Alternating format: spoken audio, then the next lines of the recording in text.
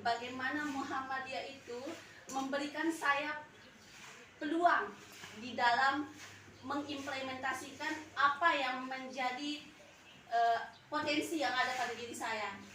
Yang fokusnya itu di bidang dakwah dan pendidikan seperti itu. Kemudian Muhammadiyah ini merupakan organisasi yang tidak hanya berkembang pada kancah nasional saja, tetapi lebih berkembangnya di kancah internasional juga.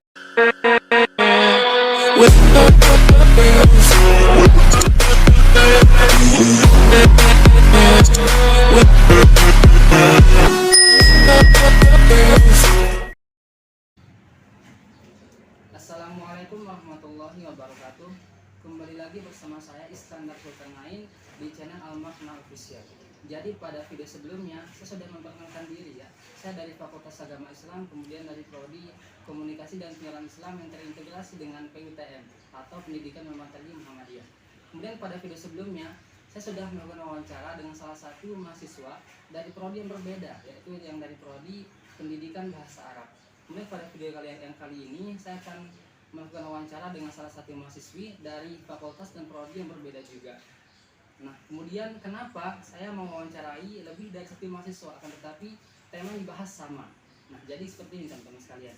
Perlu kita ketahui bahwasanya setiap orang, setiap individu itu memiliki tingkatan ilmu yang berbeda-beda. Kemudian cara dia mengemas bahasa, cara dia mengemas apa yang dia sampaikan itu pasti berbeda-beda gitu. Jadi untuk menambah wawasan kita, untuk lebih menambah laporan dari tugas ini sendiri, maka itulah yang menjadi tujuan saya mewawancarai lebih dari satu mahasiswa seperti itu.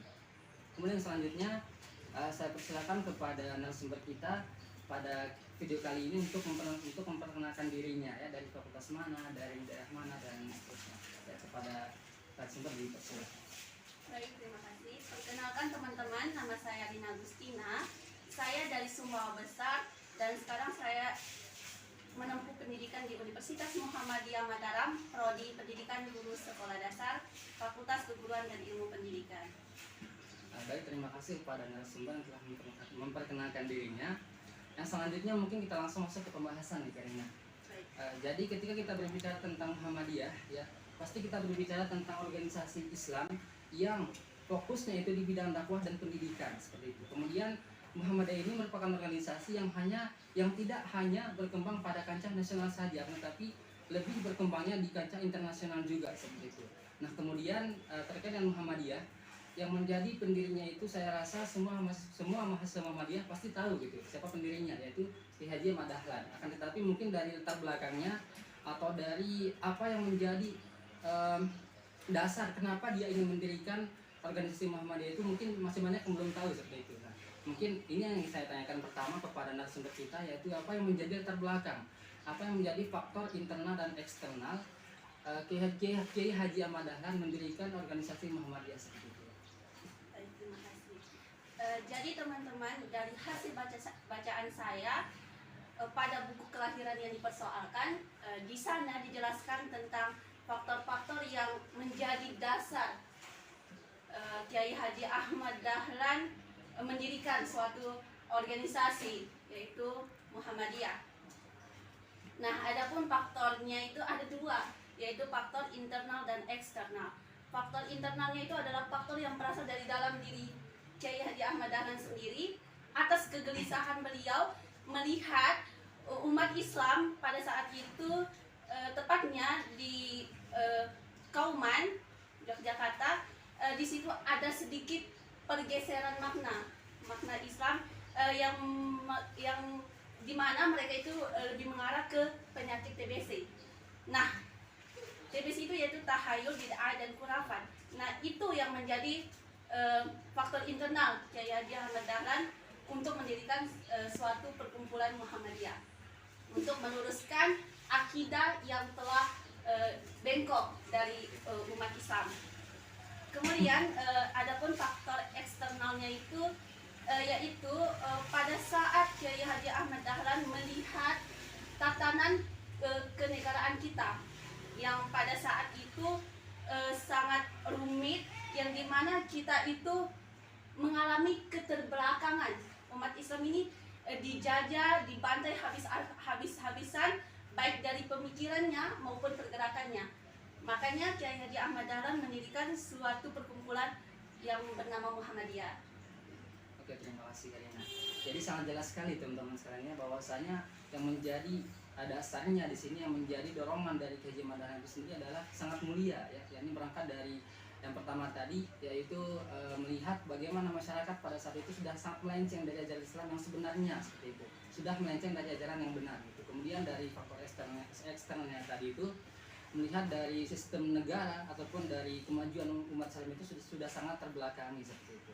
Kemudian selanjutnya dalam menyebarkan organisasi Muhammadiyah yang saya tahu nih Karina ya, itu tidak hanya sebatas pada ulama-ulama Muhammadiyah saja gitu, bukan hanya sebatas pada ustadz-ustadznya saja, akan tetapi juga ada organisasi-organisasi otonom yang berada di bawah Muhammadiyah gitu. Nah, mungkin bisa dijelaskan atau disebutkan apa sih organisasi-organisasi otonom yang berada di bawah naungan Muhammadiyah dan tujuannya apa, kemudian keberhasilan dakwahnya itu seperti apa gitu.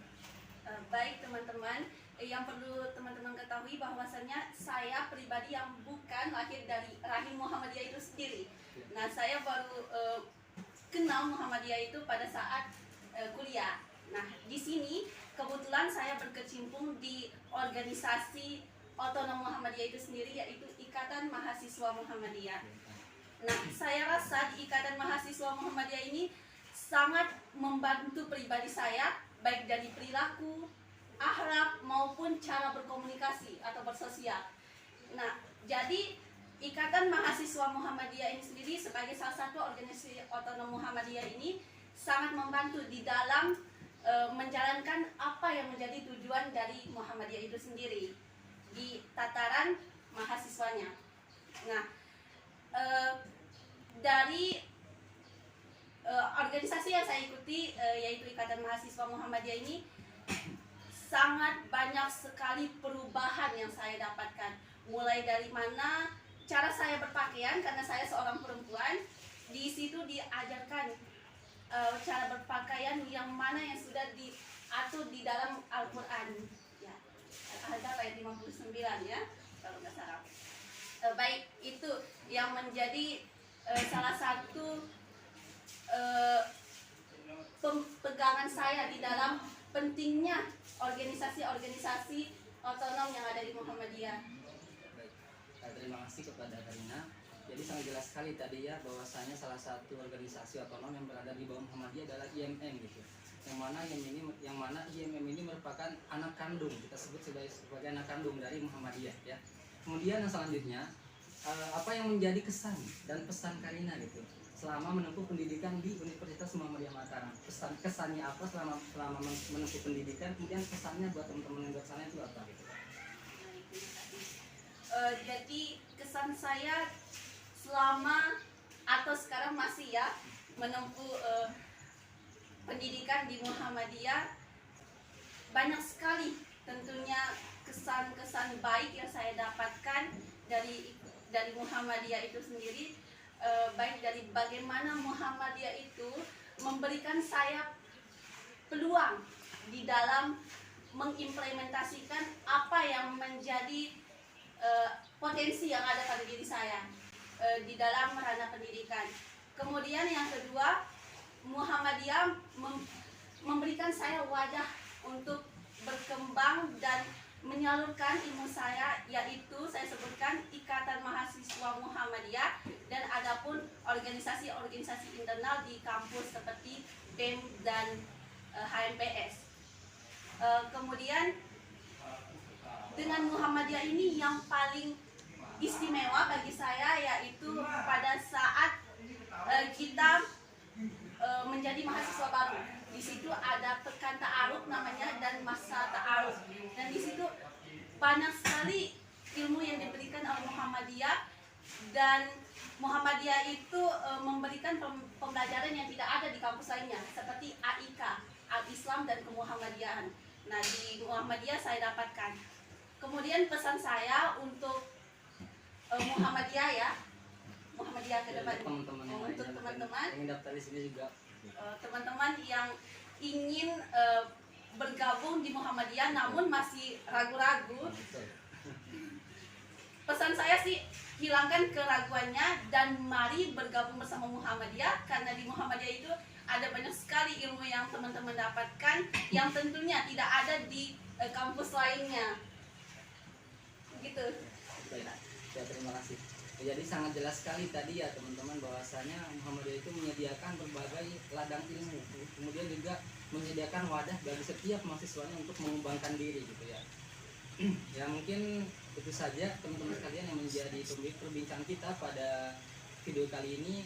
Terima kasih kepada narasumber yang telah menyempatkan waktunya. Bila bisa bilih, wassalamualaikum warahmatullahi wabarakatuh.